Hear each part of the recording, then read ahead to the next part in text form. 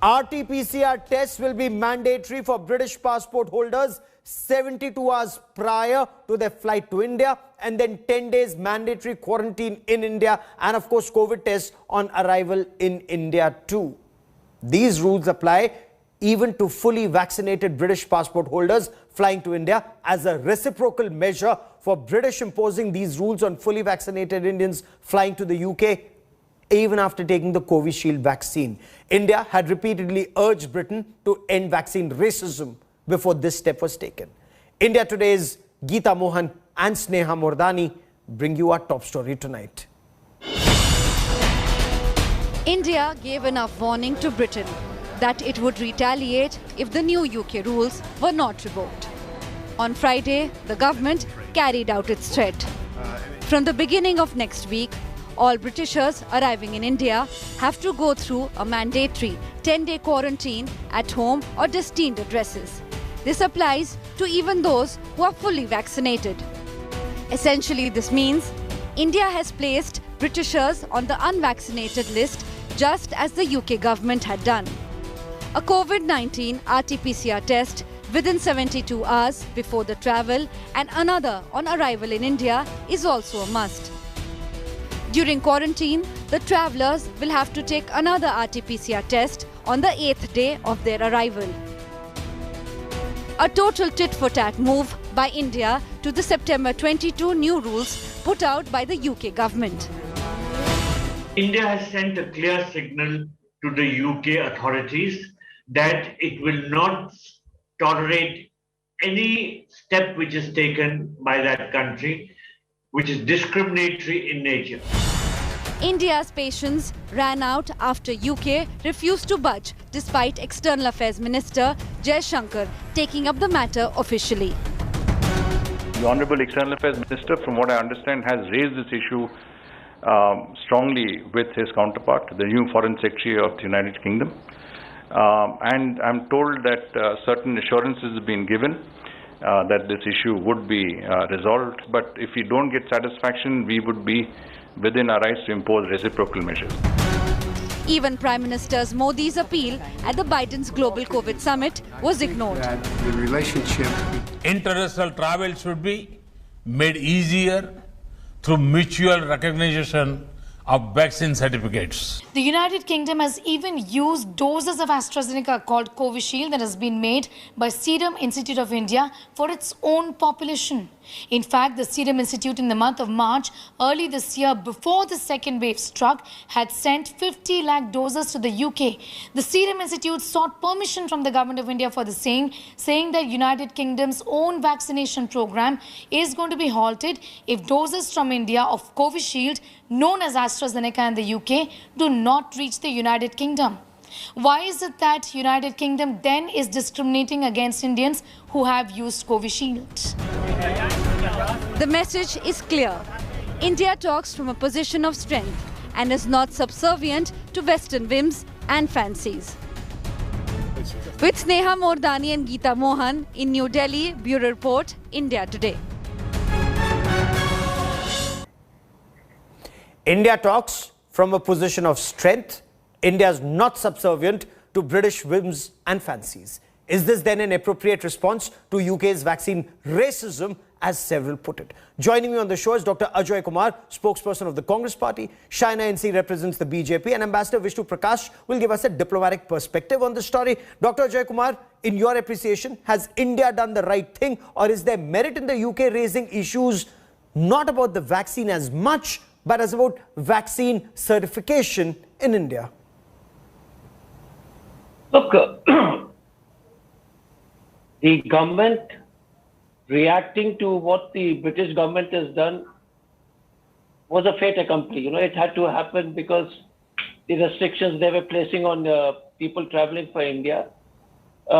And if the government of India continued not to respond, that wouldn't have been inappropriate. But in this whole story, and I was listening to your story, Gaurav, very acutely, how do we continuously make such diplomatic blunders? I mean, the Britishers putting on these restrictions must have happened days ahead in discussions. I think the the ambassador on the panel will be able to explain that better, and I'll leave it to their judgment. But the first question is, we needed to take that action. There is no debate, because I think what the British government was saying and the rules which were passed by them were inappropriate. Okay. But it shows also that, no, one sec, it also shows how badly our diplomacy is, that here is a major trade partner. Here is a major diplomatic relationship with this country. Okay. And we didn't even know they're bringing these restrictions. The second issue is, so if Covishield was now set aside and they recognize Covishield, now they're saying that the vaccine certificate is not appropriate, date of birth is not there, that's a different issue. But my also request to the same government is, if you remember co-vaccine, if you remember, we tom-tommed it. Even the WHO is still dragging its feet on its approval. Okay. So my question is, one is diplomatic. The other one is even the scientific background of getting WHO. We keep hearing these government release newses every time, and then they say, wow, Modi ji, you have done a great job. About co-vaccine. Okay. WHO will approve. So for the moment, I'll come to Covaxin maybe a little later in the broadcast, but let me come to the main point. China NC, the point that Dr. Ajay Kumar raises is this is a failure of India's diplomacy. He says, why wasn't appropriate action taken? It's a diplomatic blunder in his view, ma'am. Gaurav, let's not just criticize for the heck of criticizing. In view of the backdrop of what the UK has done vis-a-vis recognizing India's COVID vaccine certificate, and when India is manufacturing maximum vaccines and exporting to the rest of the world, I think it's absolutely right for the centre to decide to impose reciprocal measures on UK nationals and when they come into our country. Now, under the new regulations, let's understand what has happened after October 4th. No, UK ma'am, the point is, Dr. Ajay Kumar's point is, could this confrontation have been avoided? What is happening now, the government has made very clear. But could India have taken appropriate measures to ensure that UK was convinced about our certification procedure, about the CoWIN portal? If there isn't a tit for tat kind of a reciprocation, you will question us and our political will. Now, if the UK approves Covishield and has a problem with Indian vaccine certificates, I think it's most significant for them to also understand that they too have to go through mandatory quarantine at home if they are coming into India. Okay. They cannot expect one set of rules for them and one set of rules for us. And the authorities in the Ministry of Home Affairs have said that we have taken these steps to implement these new measures and these guidelines, which are definitely going to be implemented, whether it's a 10-day staying at home or the test on day before Ambassador day 2, Vishnu Prakash, another one on day 8, and fair these enough, are authorized. Ma'am, the steps that you are mentioning, the government's given us details, but it's what led to this situation is what we are trying to arrive at. Ambassador Vishnu Prakash, you heard both the Congress and the BJP. Does anything justify the British behavior when UK wanted vaccines? And this is very significant. The British were in trouble before, they wanted vaccines, and India provided 4 million doses of AstraZeneca Covishield. That they accepted. But then they had an issue first with the Indian vaccine and then with certification. Does anything justify that? Good evening, Gaurav. Britain will be Britain. Discrimination comes very naturally to them, and my co-panelist was talking of double standards. I think that Britain has 3 standards, not 2. One for itself, one for the first world, and one for the third world. They like Indian vaccine, they like Indian money, therefore the students are given visas, but nothing else about India is good for them when it does not suit them. Our agricultural reforms, they had a problem with that. Our system of justice, they have a problem with that. They give safe haven to economic fugitives. Yes. They support China when it comes, and then assure us otherwise, but they support China when China takes the amendment of Article 370 to the UNSC. They mollycoddle Khalistani elements. Well, that is Britain. Now, the short question, the answer is, it takes 2 to tango. I mean, if Britain is turning a deaf ear and they are only looking at their commercial interests, then this is what is going to happen. And I think we have done it very well. We gave diplomacy a chance. And now we have just extended the courtesy back. There is no tit for tat. We are being very courteous to Britain. Period. Okay. Okay. Dr. Ajay Kumar, diplomacy was given a chance. India has now taken the strong step, exposed Britain's vaccine racism. Is there merit in the BJP now claiming that this is new India, which pays back in the same coin? Look, when Ambassador Vishnu Prakash was speaking, there is no debate that the Britishers have their own sense of, dealing with different parts of the world. I won't use words like racism or something on the TV channel, and that's not appropriate in any kind of discussion. Two of your leaders did, sir. But Shashi Tharoor, Jairam Ramesh, they've used strong words against, what Britain did. But go on, sir. Yeah, okay. So I'm saying I don't believe that those kind of words should be used. Fair enough, sir. But that's a different issue. Now, but the question again is, when Ambassador Vishnu Prakash and Shania ji keep saying that we are reciprocating attacks in Britain, or we are taking appropriate steps, when Prime Minister went hugging around in England, when he did this huge mass meetings of Indians in England, when we were kowtowing to the Britishers for all these years. So our idea of being astounded by their duplicity is remarkable also by the inability to recognize it. Okay. All these 7 years of the Modi government. Let me come in. Let me complete. Let me come first, in. I didn't interrupt you, Shaina. I didn't interrupt you, so please extend me the courtesy to complete. Otherwise, go on, sir. Complete. I'll come to Shania. Shania and I'll complete in just a moment, ma'am. Yeah. So the first question is, we get surprised when you call our diplomacy, you do Abki Baar Trump Sarkar, and then when Biden doesn't give us much of a necessary recognition, we are suddenly, very upset. So my question again is, we are very good at spinning yarns and tales. Oh, India has responded. But for the past 7 years, we've been kowtowing to them. Okay. Where have we... Respond, Shaina and see. If it is not a diplomatic fear, if it is not a diplomatic fear, one second, last and most important is, you might ignore the co-vaccine story.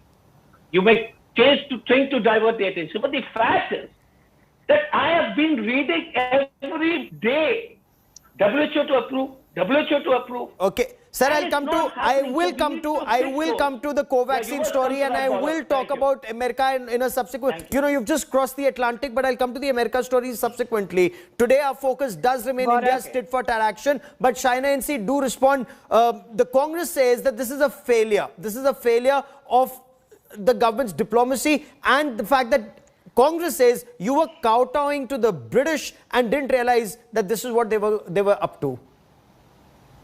Gaurav, this is factually untrue. The Indian officials have held 2 technical meetings with UK representatives. The first one was held with the British High Commissioner personally, where they met with the Chief Executive of the National Health, and this was on September 2nd. The second meeting was held on September 21st between the technical teams of both sides. Britain is aware of the urgency of the matter, and authorities have been pushing for this speedy resolution for the longest time.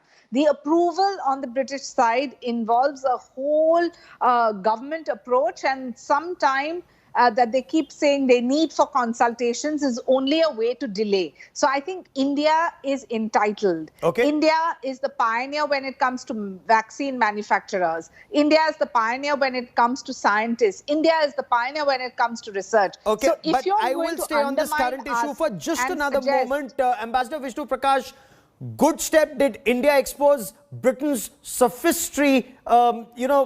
So they claim they had an issue with our COVID portal. Does that hold ground? Is there merit in Dr. Ajay Kumar saying, why were our diplomats caught flat-footed? Were they? Well, my esteemed panelist is entitled to his viewpoint, and I respect his right to express his viewpoint. Point really is that when Britain, which is a sovereign country, does what it wants to do, and does not go by merit, but goes with motives which are, I would say, not straightforward. So what, in your view, are Britain's motives? I mean, is it that they don't want an Indian vaccine to be recognized? It's an Indian vaccine, and they're not happy that our vaccine is doing well. Is that the reason? Well, it is very plain and simple. One, first and foremost, is commercial, because Indians go to Britain in large numbers, and subjecting them to RCP, the tests, the quarantine, etc., gives them revenue. And that is now, if our vaccine was not good enough, why would they take 5 million doses? Yes. So our 5 million doses were good enough for them. Absolutely. But when it comes to our processes, they have, for them, the hangover of Raj has not gone. 1947, let me be very candid, never happened. And when you have this kind of a superiority complex, you will do what you have to do. But then, you'll taste the music, you'll face the music. And that is what is happening. I think we have time and again been very understanding. We have reached out to Britain, but it takes two to tango. And if they behave like this, continue behaving like this, we will also do what we have to do. Okay, Dr. Ajay Kumar, on a factual point, from what government sources have been saying, this was taken up at the level of diplomats. A note verbal was issued to the British on this point about the vaccine and the certification. This was raised at the level of Foreign Secretary Harshvardhan Shringla. This was raised at the level of External Affairs Minister in New York, with Dr. Jaishankar met Liz Truss in New York City. So it's been raised at every level. Prime Minister Narendra Modi said vaccine certification has to be reciprocal. So it's, in your appreciation, does this indicate that India did all that could have been done? Point one. Point two, if you look at the United States, they do not have a national vaccine portal. They do not have a national app. Many states in the United States have their own app. UK has no problem with that. UK has no problem with US guests coming to UK. They have a problem with our CoWIN portal. Is that justified, sir? Look, I don't think nobody's making a case for Britain's action. I don't think they're justified at all. The fact is that... Or raising questions on the CoWIN portal. No. Is India's certification process... They're not just... Look, one second, Gaurav. I got your question. There is no debate that the action of the British is not appropriate or it's malified. I mean, so there is no debate on that part. My question is, and I know Ambassador Vishnu Prakash is a much more erudite person on these issues, so I'm not going to contest on what his analysis of the situation is. But I just wanted to step back and look at it, that why, with so much of tom-toying for the past 7 years, we were the guys who went all over and started doing public meetings in England. We were the guys who went and kept hugging these guys when they come. The Prime Minister was here, I think Mr. Johnson was here recently, if you remember. So my question is, that finally comes to naught. All this saying that India's soft power, whether it is what happened with the nuclear submarine deal with the United States, England and Australia making another alliances. No, one sec.